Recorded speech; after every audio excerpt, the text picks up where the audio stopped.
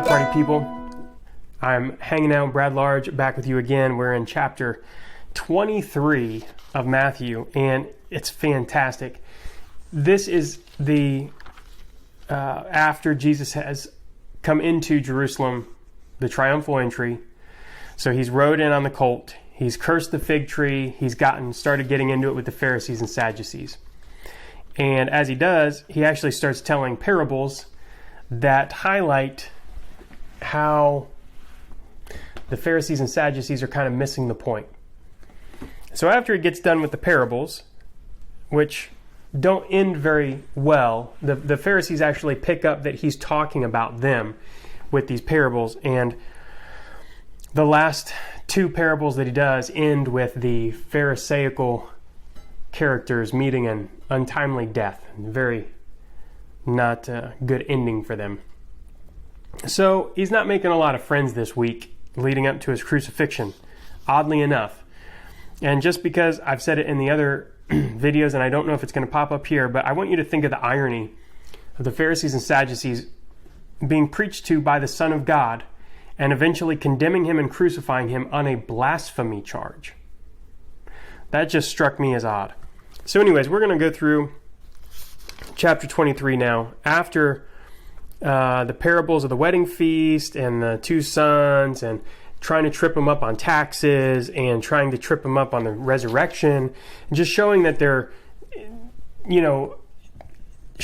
participating in one big exercise and missing the point. Like they just time after time miss the main point and the main message. And so then he schools them on the great commandment to love God above all else with all your heart, soul, and mind, and to love your neighbor as yourself, which we talked a little bit about in the previous video about how that's kind of misconstrued by a lot of people. So we're going to jump into this. He asked them a question, whose son is the Christ, and trips them up, right? So they stop asking him questions. And once he's silenced them, you would think, okay, he's won. But he's not done yet. So chapter 23. Then Jesus said to the crowds and to his disciples, the scribes and the Pharisees sit on Moses' seat. So do and observe whatever they tell you, but not the works they do. For they preach but do not practice. They tie up heavy burdens hard to bear and lay them on people's shoulders, but they themselves are not willing to move them with their finger. They do all their deeds to be seen by others, for they make their phylacteries broad and their fringes long, and they love the place of honor at feasts and the best seats in the synagogues and greetings in the marketplaces and being called rabbi by others. But you are not to be called rabbi, for you have one teacher, and you are all brothers. And call no man your father on earth, for you have one Father who is in heaven. Neither be called instructors, for you have one instructor, the Christ. The greatest among you shall be your servant. Whoever exalts himself will be humbled, and whoever humbles himself will be exalted. That's something that really hit me hard as I was doing this channel, as I really am trying to notice that sometimes I say, I hope I do this well, I hope, but this is all God. Like every time I read this, I just pray, God, do something with this word. I know that if I'm reading your word, it's going to lead to something good. And I just try to do my best, right?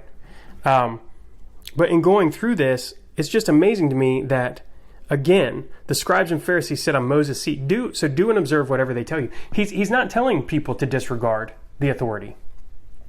Quite the opposite. He's actually reinforcing their authority, saying, yes, they sit on Moses' seat. We should listen to them, but don't follow their example. Do the right thing.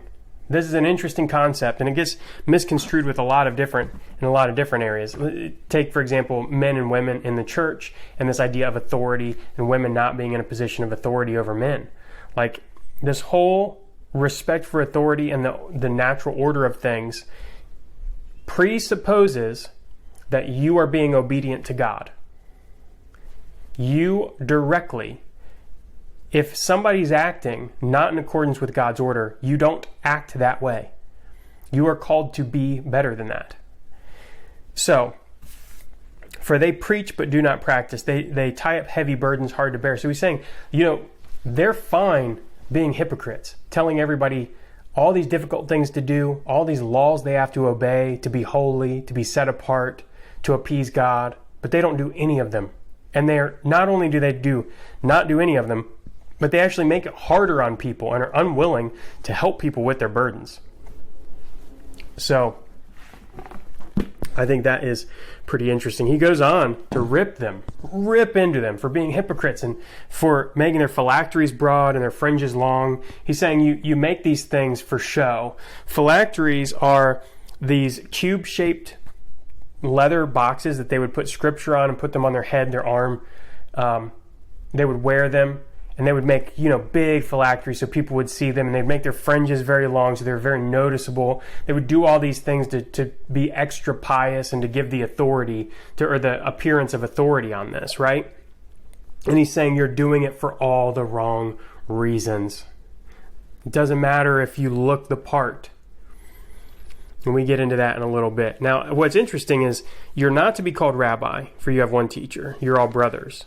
And call no man your father, for you have one father. And never be called instructors, for you have one instructor, right?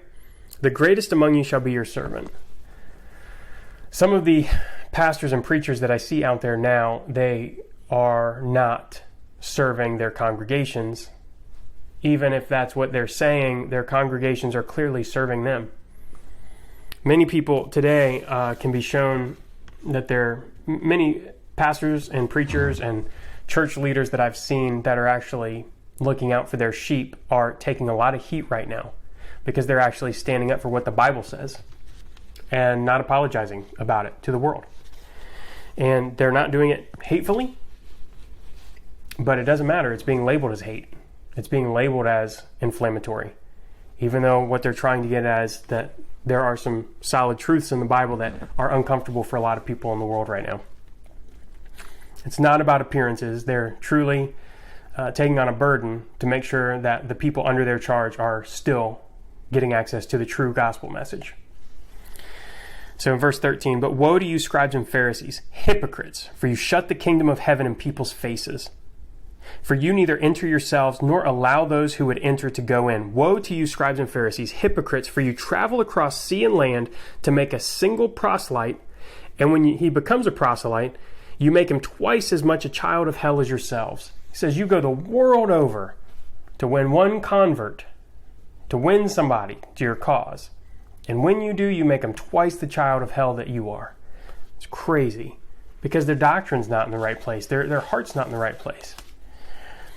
Woe to you, blind guides, who say, if anyone swears by the temple, it is nothing. But if anyone swears by gold of the temple, he is bound by his oath. You blind fools, for which is greater, the gold or the temple that has made the gold sacred? And you say, if anyone swears by the altar, it is nothing. But if anyone swears by the gift that is on the altar, he is bound by his oath. You blind men, for which is greater, the gift or the altar that makes the gift sacred? So whoever swears by the altar swears by it, and by everything on it. And whoever swears by the temple swears by it and by him who dwells in it. And whoever swears by heaven swears by the throne of God and by him who sits upon it. So again, it's this exercise in missing the point. He's saying, why would you have people swear by the things that they owe you, such as the meat on top of the altar? Wouldn't you swear by the altar? Why do you swear by the gold in the temple when it's the temple that makes the gold holy? Right? We have examples in Matthew of Jesus reversing this trend of holiness and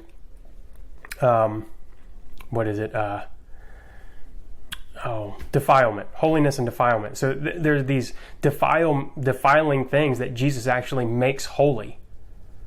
He is making things holy. He is the temple that made sinners holy. They didn't deserve it. They had faith. And he chose to extend that mercy and grace to them and forgive their sins. So he's saying one big exercise in missing the point. You guys just don't get it. You blind men, for which is greater, the gift of the altar, the gift or the altar that makes the gift sacred? Right? And he talks earlier in his ministry about don't swear by things. You don't have to do that. Just make your yes and your no your no. Just speak the truth and have integrity. And again, he's talking to them about, not only how they're swearing on different things in the temple, but by doing so, they're missing the point. It's another illustration of them completely missing the point here. And so this idea of them being hypocritical and piling up, like we see the woes, is this complete lack of compassion.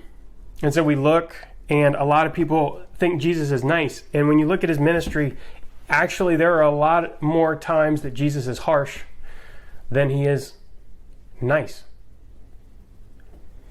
I don't say compassionate, I say nice. Jesus was not very nice a lot of times, but he had tremendous compassion. He was unyielding in his compassion and his love for other people, in his service of other people, in his extending grace to other people, extending mercy, extending forgiveness. But he was not nice.